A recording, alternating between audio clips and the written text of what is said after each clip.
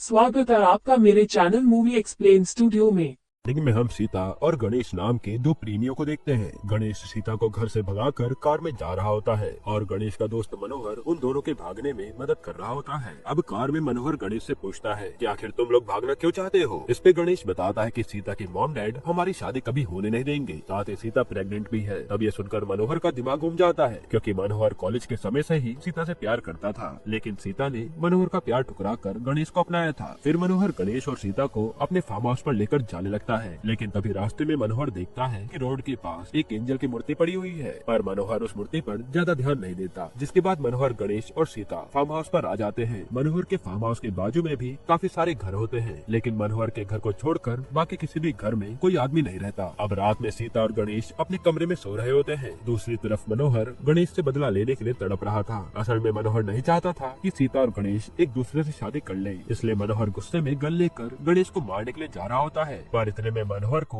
घर के बाहर कुछ अजीबोगरीब आवाज सुनाई देती है। फिर मनोहर उस आवाज के पीछे जाता है। तभी मनोहर को घर में किसी की गोली चलाने की आवाज आती है। वो भागते हुए घर में सीता और गणेश को देखने जाता है, तो यहाँ मनोहर को घर में सीता की लाश पड़ी मिलती है। साथ ही गणेश की भी हालत काफी ज्यादा खराब थी। सीता की लाश देखकर तो मनोहर के होश उड़ जाते हैं। जिसके बाद मनोहर जल्दी से गणेश के पास आता है और गणेश से पूछता है कि आखिर तुम्हारी ये हालत किसने की। इस पे गणेश मनोहर से कुछ बात कहता है और वो बात कहने के बाद गणेश की मौत हो जाती है। अब ये बात क्या थी वो हमें आगे पता चलेगा। फिर हमें काफी साल बाद का सीन दिखाया जाता है, जहाँ हम एक थाने को देखते हैं और इंस्पेक्टर शिवराज वसंत नाम के एक आदमी को थाने में पकड़ कर लाता है। शिवराज वसंत से पूछता है कि क्या तुमने अपनी बीवी अरण्या को किडनैप किया है। वसंत कहता है कि सर, मेरी बीवी एक बहुत बड़े जाल में फंस चुकी है, इसलिए मुझे उसे बचाने जाना होगा। लेकिन शिवराज को वसंत की बातों पर यकीन नहीं हो रहा होता, इसलिए वो वसंत को नहीं छोड़ता। फिर हमें कुछ समय पहले का सीन दिखाया जाता है कि असल में वसंत और अरण्या के साथ हुआ क्या था। वसंत और अरण्या अपने दोस्तों के साथ पब में पार्टी करने आए होते हैं, तो पब में अरण्या और उसकी सारी फ्रेंड्स एक साथ डांस कर रही होती हैं। तभी पब में राहुल नाम के एक लड़के की गंदी नजर अरण्या पर पड़ती है। राहुल जानबूझकर अरण्या से जाकर टकरा जाता है। वहीं दूसरी तरफ वसंत राहुल को ऐसे करता हुआ देख लेता है, तो वो पब में सबके सामने राहुल को बहुत मारता है। हालांकि वसंत के दोस्त उसे रोक लेते हैं। जिसके बाद अरण्या और वसंत कार में बैठकर अपने घर आने लगते हैं। तब अरण्या कहते कि आखिर तुम्हें उस लड़के से झगड़ा करने की क्या जरूरत थी।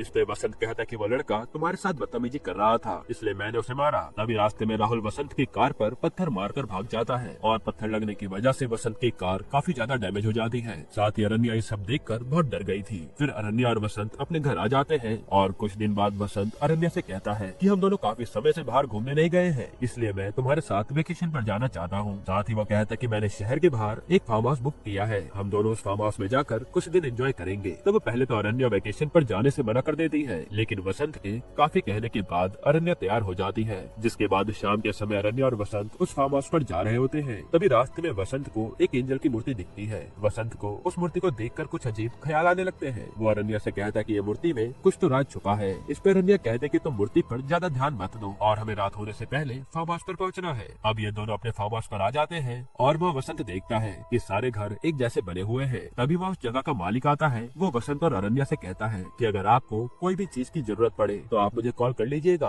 और वसंत जगह के मालिक से पूछता है कि आखिर रोड पर एंजल की मूर्ति क्यों लगाई गई है। इस पे वो मालिक कहता है कि काफी साल पहले वो एंजल की मूर्ति उस रोड पर गिर गई थी और सभी लोगों ने मिलकर उस मूर्ति को ले जाने की कोशिश की, लेकिन वो तो अपनी जगह से हिलने का नाम नहीं ले रही थी, इसलिए लोगों ने उस एंजल की मूर्ति रोड के बीचों बीच लगा दी। और इतना कहने के बाद वो मालिक वहाँ से चले जाता है। फिर वसंत अरण्या से कहता है कि यहाँ हमें छोड़कर कोई और नहीं रहता, हमारे आजू बाजू के सभी घर खाली पड़े हैं। अरण्या कहते कि अच्छा है, मुझे ऐसी जगह पर जाना था जहाँ पूरी तरह से शांति हो। इसके बाद अरण्या और वसंत कुछ सामान खरीदने के लिए सुपरमार्केट में आ जाते हैं और जब ये दोनों सामान ले रहे होते हैं तभी वहाँ राहुल आ जाता है। राहुल वसंत से अपने गलत बर्ताव के लिए माफी मांगता है, लेकिन वसंत अभी भी राहुल पर गुस्सा था, क्योंकि राहुल ने शराब के नशे में वसंत की कार को पत्थर मारकर डैमेज किया था। तब वसंत भी गुस्से में राहुल की बाइक को बैट से तोड़ देता है। फिर वसंत राहुल से कहता है कि अब हमारा हिसाब बराबर हो गया और हम दोनों के बीच कोई भी दुश्मनी नहीं है। तब राहुल को गुस्सा तो बहुत आता है, पर वो कुछ कहता नहीं। इसके बाद वसंत और अरण्या सामान लेकर अपने घर आने लगते हैं और रास्ते में अरण्या वसंत से कहती है कि तुम्हें अपने गुस्से पर काबू रखना चाहिए, चाहिए। इस पे वसंत कहता है कि मेरे साथ जो जैसा करेगा मैं उसके साथ वैसा ही करूंगा। फिर वो दोनों फार्म हाउस में आ जाते हैं, पर तभी वसंत देखता है कि उनके घर के बाहर एक फोटो रखी हुई है। तब ये दोनों सोच में पड़ जाते हैं कि आखिर ये फोटो उनके घर के बाहर किसने रखा होगा। हालांकि वो उस फोटो को घर के अंदर ले आते हैं। यहाँ वसंत को लगता है कि जरूर उसके किसी दोस्त ने ये फोटो भेजी होगी, इसलिए वसंत अपने दोस्त को मैसेज करके इस फोटो के बारे में पूछता है। जिसके बाद वसंत और अरण्या अपने बेडरूम में चले जाते हैं और यहाँ वसंत अरण्या को किस करने लगता है। तभी एक आदमी उनके घर की घंटी बजाता है। अब ये दोनों अपने घर का गेट खोलते हैं तो वहाँ उन्हें वसंत का दोस्त सुरेश दिखता है, जिसे देखकर ये चौंक जाते हैं क्योंकि वसंत ने सुरेश को इस जगह के बारे में कुछ भी नहीं बताया था। तब वसंत सुरेश से पूछता है कि आखिर तुम यहाँ आए कैसे। सुरेश कहता है कि तुमने ही तो खुद मुझे कॉल करके यहाँ बुलाया था।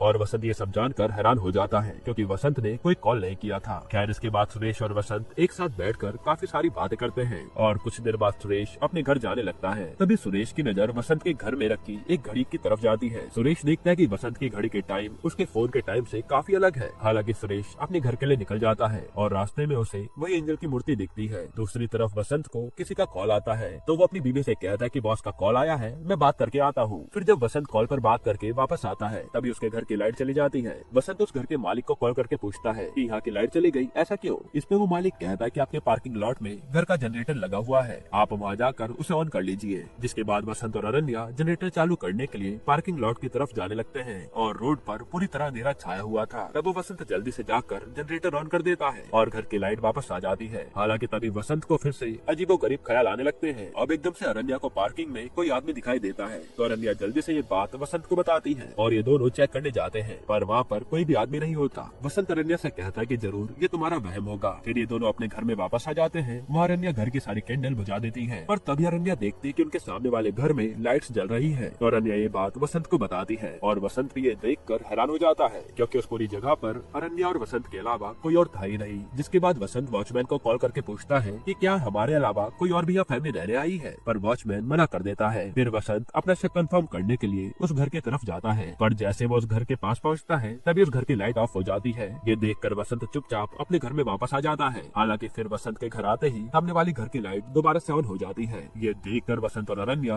मिलकर इस बार उस घर की तरफ जाते हैं और अंदर जाकर अरण्या उस घर को देखकर काफी शॉक्ड हो जाती है क्योंकि वो घर अंदर से बिल्कुल उनके घर की तरह सेम टू सेम था। जिसके बाद अरण्या ये बात वसंत को बताती है तो वसंत भी अरण्या की बातें सुनकर हैरान हो जाता है। तभी दोनों को घर के अंदर किसी की बात करने की आवाजें आती है तो ये चुपके से घर में देखने लगते हैं। तब इन्हें उस घर के अंदर अपने हमशक्ल दिखाई देते हैं। ये देखकर तो दोनों काफी घबरा जाते हैं और भागते हुए अपने घर में आते हैं। इन्हें समझ नहीं आ रहा था कि ये सब हो क्या रहा है। अरण्या वसंत से कह दे कि ये जगह सही नहीं है, इसलिए हमें यहाँ से चले जाना चाहिए। तब ये दोनों अपनी कार में बैठकर वहाँ से भागने की कोशिश करते हैं, पर ये लोग चाहकर भी उस जगह से बाहर नहीं निकल पाते। वसंत की कार बार बार उनके घर के सामने ही आकर रुक जाती थी। फिर ये दोनों घर के अंदर आ जाते हैं और अरण्या जल्दी से पुलिस को कॉल करके मदद मांगती है। दूसरी तरफ वसंत अपने दोस्त सुरेश को कॉल लगाता है। तब सुरेश वसंत से पूछता है कि आखिर तुम लोग हो कहाँ पर। ये सुनकर तो वसंत काफी शॉक्ड हो जाता है क्योंकि अभी कुछ समय पहले तो सुरेश उनके घर आया था। वसंत सोच में पड़ जाता है कि आखिर सुरेश के रूप में वो आदमी कौन था जो मेरे घर आया था। अब वसंत ये सब सोच ही रहा होता है तभी अरण्या देखती है कि उनके पर्दे में आग लग गई है तो ये दोनों जल्दी से आग को बुझाते हैं। इसके बाद वसंत अरण्या से कहता है कि आखिर हमारे साथ ये हो क्या रहा है, कहीं ये सब हमारी इमेजिनेशन तो नहीं है। इसमें अरण्या कहते कि नहीं, ये हमारी इमेजिनेशन नहीं है, कोई जानबूझकर हमारे साथ ये सब कर रहा है। अब वसंत देखता है कि सामने वाले घर के पर्दे में अपने आप आग लग जाती है और ये देखकर वसंत समझ जाता है कि जरूर हमारे साथ पैरेलल चीजें हो रही हैं। तभी वसंत और अरण्या कंफर्म करने के लिए एक पेपर पर कुछ लिखकर सामने वाले घर में रख देते हैं और जब ये अपने घर में वापस आते हैं तब उन्हें घर के अंदर वही सेम पेपर मिलता है। वसंत अरण्या से कहता है कि जरूर हमारे आने से पहले ये पेपर हमारे घर में कोई रख गया होगा और मैं वापस से एक पेपर सामने वाले घर में रख कर आता हूँ, तुम यही उस इंसान के आने का वेट करना। जिसके बाद वसंत पेपर रखने जाने वाला होता है, पर वसंत के जाने से पहले कोई पेपर उनके घर में छोड़ जाता है और ये देखकर वसंत और अरण्या के होश उड़ जाते हैं। साथ ही उस पेपर में वही चीजें लिखी होती हैं जो चीजें वसंत ने अपने पेपर में लिखी थी और अब ऐसे सिचुएशन में फंसकर दोनों का दिमाग घूम रहा था। फिर वसंत और अरण्या घर में बैठे होते हैं तभी वसंत का हमशक्ल वहाँ आ जाता है और वो आते ही वसंत को मारने की काफी कोशिश करता है और इन दोनों के बीच काफी लड़ाई होती है। तब अरण्या वसंत के हमशक्ल को बैट से मारकर वहाँ से भगा देती है। फिर वसंत को अरण्या की काफी टेंशन होने लगती है, इसलिए वसंत सोच लेता है कि वो उस हमशक्ल को जान से मार डालेगा, इसलिए वो अपने हाथ में बैट लेकर उस हमशक्ल को मारने के लिए जाता है। अब जब वसंत अपने हमशक्ल को मारने जा रहा था तब घड़ी में 2 बज रहे थे।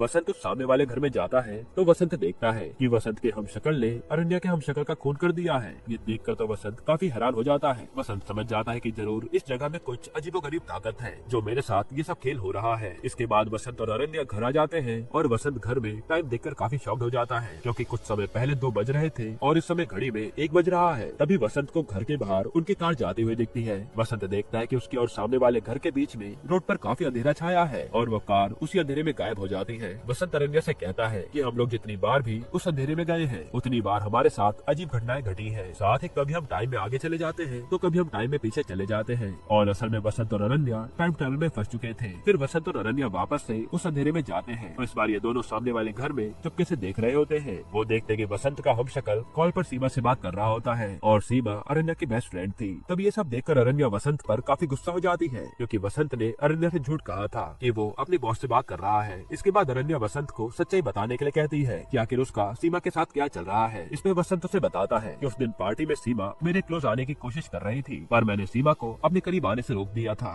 पर उसी दिन के बाद से सीमा मुझे कॉल करके परेशान कर रही है, ताकि वो फोटो भी सीमा ने हमारे घर पर भेजी थी। अब ये सब सुनने के बाद भी अरण्या को वसंत पर विश्वास नहीं हो रहा होता और अरण्या को लगता है कि वसंत उसे धोखा दे रहा है, इसलिए अरण्या गुस्से में घर जाने लगती है। तब वसंत उसे रोकने की बहुत कोशिश करता है, पर अरण्या उसकी बात नहीं मानती। लेकिन तभी अरण्या उस अंधेरे में कहीं गायब हो जाती है। वसंत समझ जाता है कि अरण्या किसी दूसरे समय में फंस चुकी है, इसलिए वसंत भी उस अंधेरे में चले जाता है। यहाँ वसंत अरण्या को ढूंढने की काफी कोशिश करता है, लेकिन अरण्या उसे कहीं भी नहीं मिल रही होती और हर बार वसंत को अपना हमशक्ल और अरण्या की हमशक्ल दिख रहे होते हैं। जिसके बाद वसंत काफी परेशान हो जाता है और थक हार कर रोड के बीच में बैठ जाता है। तभी वहाँ पुलिस की कार आती है। इंस्पेक्टर शिवराज वसंत से आकर पूछते हैं कि तुम्हारी वाइफ कहाँ है और उन्होंने मुझे कॉल करके बुलाया था। इसमें वसंत कहता है कि सर मेरी बीवी गायब हो चुकी है, अरण्या समय के बीच में फंस गई है। पर शिवराज को वसंत की बात पर यकीन नहीं होता। शिवराज को लगता है कि वसंत ने अरण्या को मारकर छुपा दिया है, इसलिए वो वसंत को अपने साथ थाने लेकर आता है और यही मूवी प्रेजेंट में आती है। वसंत शिवराज से कहता है कि मुझे अपनी वाइफ को बचाने के लिए जाना होगा, लेकिन शिवराज उसे मना कर देता है। इस पर वसंत गुस्से में सभी पुलिस वालों को मारने लगता है और फिर वहाँ से भाग जाता है। फिर वसंत अपनी कार में बैठकर उसी जगह पर जाने लगता है। तभी उसे एंजल की मूर्ति के बाजू से एक कार जाती हुई दिखती है। वसंत उस कार का पीछा करता है, क्योंकि उसे यकीन था कि वो कार वाला इंसान उसकी मदद जरूर करेगा। जिसके बाद वो उस आदमी के घर पर जाता है और वो आदमी कोई और नहीं बल्कि मनोहर था। वह वसंत मनोहर को अपनी पूरी कहानी बताता है। इसमें मनोहर कहता है कि तुम एक टाइम के पोर्टल में फंस चुके हो और जितनी बार भी तुम उस अंधेरे वाली जगह के अंदर बाहर जाते हो उतनी बार तुम अलग अलग समय में पहुंच जाते हो। इसके बाद हमें गणेश और सीता की मौत के बारे में पता चलता है। जब उस रात मनोहर गणेश के पास जाता है तब गणेश मनोहर से कहता है कि तुमने